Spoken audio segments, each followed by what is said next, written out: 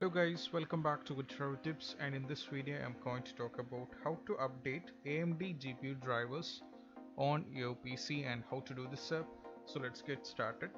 So we have two options to do this, because we have one method is we can press a short key on your Windows, on the keyboard, which is Windows and X key all together. You can press these two one at a time, Windows and X key.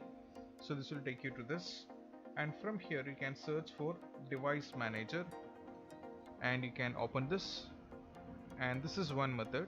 Or else you can close this up and you can click over here on this PC and properties. Now from here you can also navigate to device manager on the right side. You can click over here also, and this will take you to the same place. So we have two methods. You can use this up according to you. From here, as you can see, that you just have to navigate to display and adapters. So you just have to expand this.